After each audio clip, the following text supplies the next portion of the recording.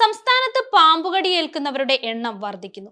ഇന്നലെ മാത്രം റിപ്പോർട്ട് ചെയ്തത് 23 പാമ്പുകടിയേറ്റ കേസുകൾ. കണ്ണൂർ, കോഴിക്കോട്, മലപ്പുറം, കോട്ടയം ജില്ലകളിലാണ് ഏറ്റവും കൂടുതൽ കേസുകൾ രജിസ്റ്റർ ചെയ്തത്. പാമ്പുകടിയേറ്റതായി സംശയിക്കുന്നത് 9 കേസുകളാണ് റിപ്പോർട്ട് ചെയ്തത്. 108 ആംബുലൻസ് സർവീസ് വഴിയുള്ള കണക്കാണിത്. ഏറ്റവും കൂടുതൽ പാമ്പുകടി കേസുകളുള്ള കണ്ണൂർ, കോഴിക്കോട്, മലപ്പുറം, കോട്ടയം എന്നിവിടങ്ങളിൽ 4 കേസുകളാണ് റിപ്പോർട്ട് ചെയ്തത്. കൊല്ലത്ത് 3ഉം പത്തനംതിട്ടയിൽ 2ഉം എറണാകുളം, പാലക്കാടും ഓരോ കേസുകൾ വീതവും റിപ്പോർട്ട് ചെയ്തു. പാമ്പുകടിയേറ്റതായി സംശയിക്കുന്ന 9 കേസുകളാണുള്ളത്.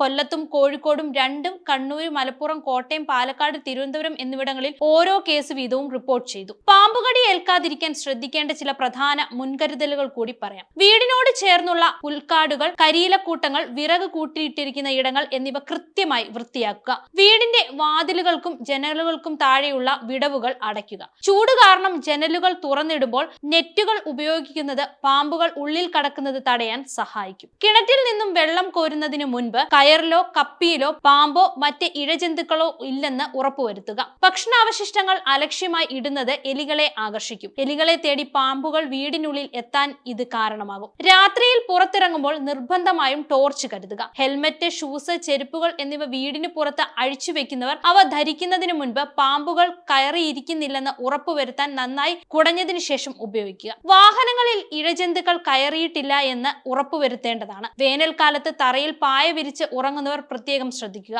വെള്ളിക്കെട്ടൻ പോലുള്ള പാമ്പുകൾ തണുപ്പ് തേടി കിടക്കയിലേക്ക് വരാൻ സാധ്യതയുണ്ട്. കട്ടിലിലോ കൊതുകുവലയ്ക്കുള്ളിലോ ഉറങ്ങുന്നതാണ് സുരക്ഷിതം. വീടിന്റെ വരാന്തയിലും ഉമ്മറത്തും വെച്ചിരിക്കുന്ന ചെടിച്ചട്ടികൾക്കിടയിൽ നനവും തണുപ്പും ഉള്ളതിനാൽ പാമ്പുകൾ ഒളിച്ചിരിക്കാൻ സാധ്യതയുണ്ട്. അതുകൊണ്ട് ജാഗ്രത പാലിക്കുക.